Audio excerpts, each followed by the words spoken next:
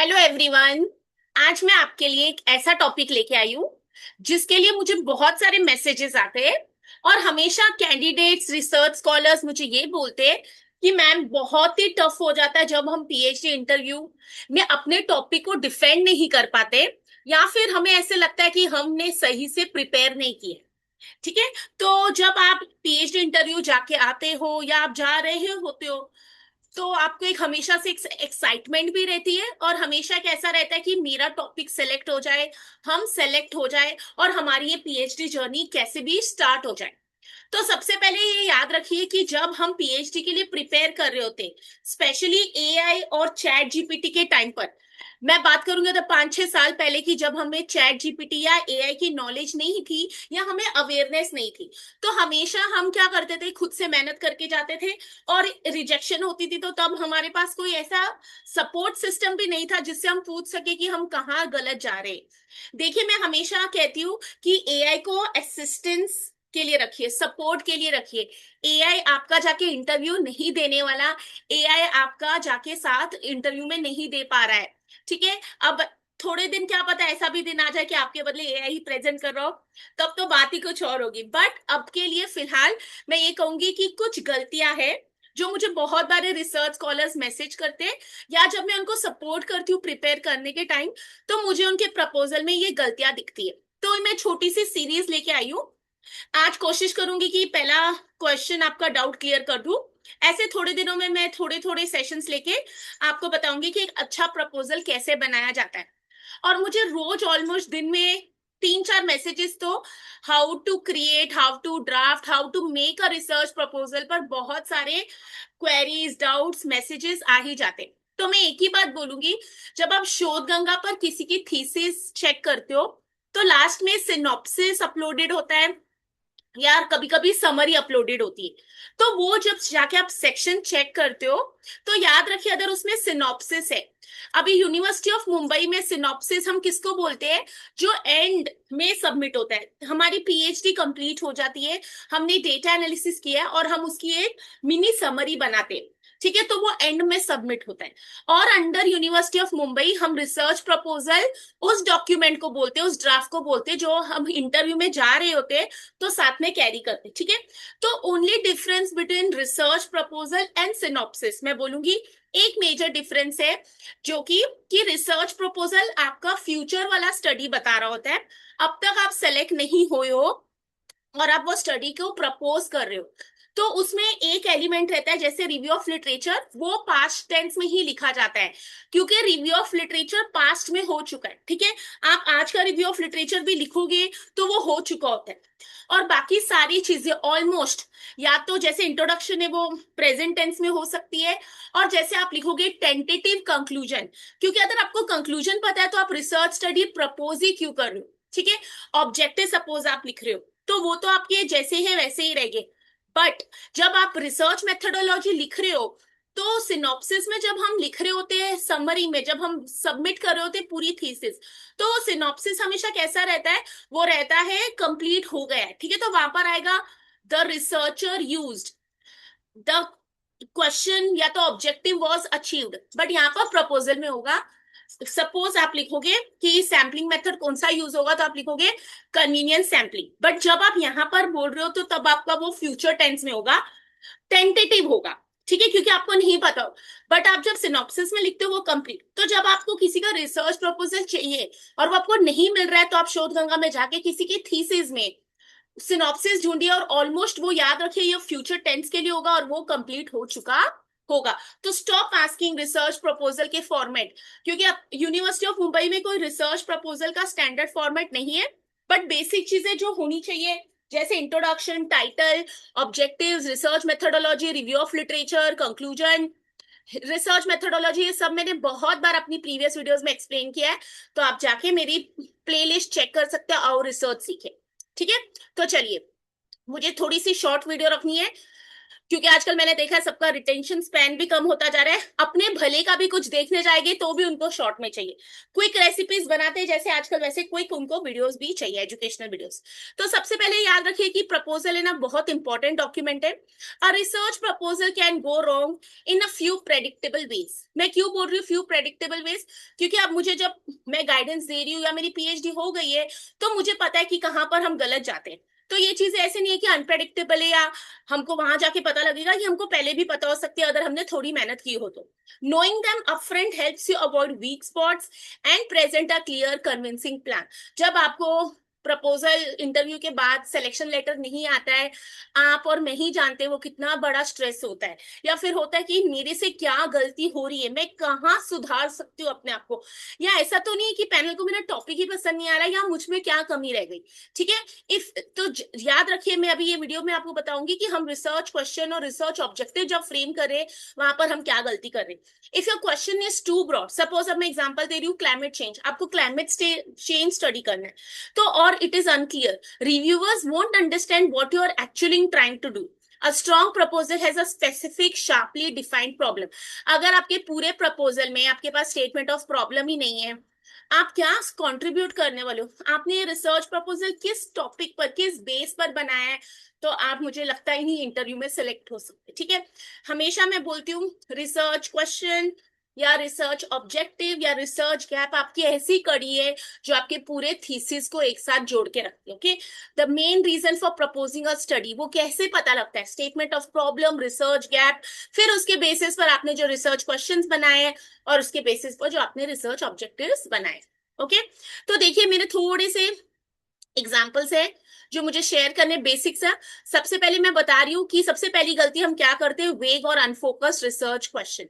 तो यहाँ पर इनकरेक्ट वेग अनफोकस्ड क्वेश्चन है मेरे लेफ्ट हैंड साइड पर, और मेरे राइट पर एक करेक्टेड फोकस्ड रिसर्च क्वेश्चन। ठीक है, अगर ये आपको हेल्प करता है तो मेरे चैनल को लाइक शेयर और सब्सक्राइब कर दीजिए। और आजकल आपको पता है एनईपी के अंडर यूजी पीजी पीएचडी सब लोग ये रिसर्च पेपर्स कर रहे हैं सब लोग, तो आप मेरी वीडियोस उनके साथ भी शेयर कर सकते हैं। थोड़ा मुझे भी मोटिवेशन दीजिए कि आपके लिए मैं कुछ अच्छा कंटेंट क्रिएट करूं। चलिए, how does technology affect people. ठीक है, अब यहाँ पर देखो, अगर हमने ऐसा बनाया प्रपोजल में तो क्या मतलब है, तो यहाँ पर क्या होना चाहिए, how does daily social media use affect the mental health of teenagers age 13 to 18 in urban India. ठीक है, तो यहाँ पर देखिए पीपल कौन सी टेक्नोलॉजी, तो यहाँ पर मैंने कितने क्लियरली बताया है सोशल मीडिया यूज। तो सोशल मीडिया, जब आप क्वेश्चन बनाओगे ऑब्जेक्टिव्स, मैं आपको नेक्स्ट सेशन वो भी गाइड करूंगी।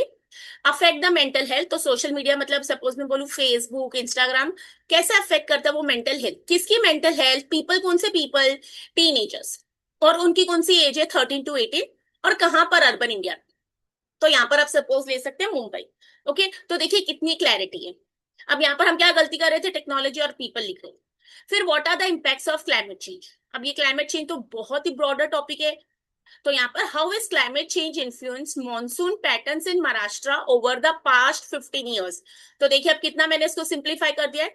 क्लाइमेट चेंज का मतलब अगर पता है आपको, तो क्लाइमेट चेंज ने कैसे इन्फ्लुएंस किया है, किसको इन्फ्लुएंस किया है, किसको इम्पैक्ट किया है, किसके ऊपर असर कर रहा है, मॉनसून पैटर्न्स कहां पर, महाराष्ट्र में, कब से, ओवर पास्ट 15 years। तो आप ये पास्ट 15 years का डेटा तो लोगे ना। ठीक है, Why is education important? तो इसका corrected, how does access to primary education impact literacy rates in rural districts of Maharashtra? तो how does access to, अगर बच्चों को प्राइमरी एजुकेशन का एक्सेस मिलेगा उससे क्या असर पड़ेगा, लिटरेसी रेट्स कहां पर, गांव में, कौन से rural areas, districts of Maharashtra. आगे जाके आप स्पेसिफाई कर सकते हैं, आपने 4 डिस्ट्रिक्ट ली, 5 डिस्ट्रिक्ट ली। ठीक है, हाउ डू बिजनेस सक्सीड, तो कैसे, कौन से बिजनेस, तो what factors contribute to the success of small online retail businesses in India during the first 3 years।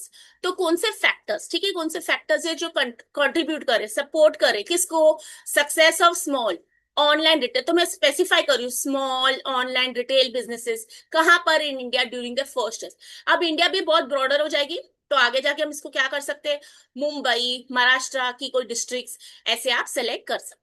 What causes stress in students? तो स्ट्रेस तो बहुत सारे तरीकों के होते हैं, बच्चों को बहुत अलग अलग तरीके से इफेक्ट होते हैं। ठीक है, अब जब स्टूडेंट्स वर्ड यूज किया तो एकेडमिक्स होगा। तो what are the primary causes of exam related stress among under graduate students in Mumbai colleges. तो यहाँ पर देखो primary causes of exam related, हमने एकेडमिक्स की बात की है, मैं पर्सनल सोशल नहीं बात कर रही हूँ। कहाँ पर यूजी स्टूडेंट्स, कौन सी जगह में, मुंबई कॉलेजेस। आप और इसमें कर सकते हो, जैसे UG colleges in western suburbs, ठीक है, फिर एफिलिएटेड कॉलेजेस, डीम्ड यूनिवर्सिटीज, ऐसे आप फर्दर बाइफर्केशन कर सकते हैं। How does pollution affect health, तो what is the relationship between air pollution levels, तो यहाँ पर ये मैंने दे दिया PM 2.5 and respiratory illnesses in Mumbai resident, तो कौन सी इलनेसेस, रेस्पिरेटरी, ठीक है। फिर what is the role of internet in society, how has increased internet access influenced employment opportunities among young adults in India. मुझे तो कभी कभी लगता है कुछ कुछ लोगों को देख के कि वो सारा दिन मोबाइल पर रहते हैं और उनको लगता है वो फुल टाइम एम्प्लॉयड है और उनकी बाकी दुनिया खत्म हो गई। ठीक है, मजाक के अलावा what is the role of internet, तो how has increased internet access, अगर सबको इंटरनेट एक्सेस ज्यादा मिल रही है तो उससे इन्फ्लुएंस क्या हो रहा है, एम्प्लॉयमेंट अपॉर्चुनिटीज अमॉन्ग योर, तो अपॉर्चुनिटीज बढ़ रही है, जैसे आप लिंक्डइन पर अपने आप को प्रमोट कर सकते हैं। व्हाई डू पीपल एक्सरसाइज, ठीक है, ये तो मेरा फेवरेट टॉपिक है। तो what motivates adults age 25 to 40 in urban areas to engage in regular physical exercise, ठीक है। तो क्या मोटिवेट कर रहा है किन को, एडल्ट्स को, कौन सी एज ब्रैकेट में, 25 to 40, कहां पर, अर्बन एरियाज, क्या करने के लिए, रेगुलर फिजिकल एक्सरसाइज, ठीक है। ये मैंने बेसिक एक्सप्लेनेशन दिए, ये रिसर्च ऑब्जेक्टिव्स नहीं थे, ओके। तो अगर आप ऐसी गलतियां नहीं करोगे, आपको समझ आ जाएगा, क्लैरिटी है, तो मैं आपको ऐसे छोटी छोटी गलतियां हम जहां करते हैं और हमारी सिलेक्शन रेट कम हो जाती है, इसके ऊपर आपको एक सीरीज बना के प्रेजेंट करूंगी। तो आज का ये मेरा पहला डे था और मैं कोशिश करूंगी कि जल्दी जल्दी आपको शेयर करूं। तो यहाँ पर पहली गलती हमारी क्या है, common mistakes are drafting a page vague और अनफोकस्ड रिसर्च क्वेश्चन, ठीक है। तो याद रखिए, ये आपको थोड़ी क्लैरिटी होनी चाहिए। मैं यहाँ बैठ के पूरे इंडिया की ट्रांसपोर्ट की स्टडी नहीं कर सकती हूँ, तो मैंने आपको जैसे अपनी हर वीडियो में बताती हूँ मैंने कैसे नैरो डाउन किया था, इंडिया में पब्लिक ट्रांसपोर्ट, मुंबई में public transport, and when we talk about Mumbai, we know there are only two modes of public transport, one is local train and other is BST bus. तो मैंने वैसे narrow down करके सिर्फ BST बस पर study, ठीक है। और जैसे कि नेट के फॉर्म्स आ चुके हैं, यूजीसी नेट 2026 जून अटेम्प्ट, अगर आप नेट के लिए प्रिपेयर कर रहे हैं तो फॉर्म भर दीजिए। मैंने प्रीवियस वीडियो में शेयर किया कि क्या नया अपडेट आया है, लास्ट डे के लिए वेट मत कीजिए। और जैसे कि बहुत सारे शहरों में अगर आप टीचिंग में हो तो आपको वैकेशन से, तो make the best use of time, कोशिश कीजिए कि अब तक आपका रिवीजन स्टार्ट होना चाहिए।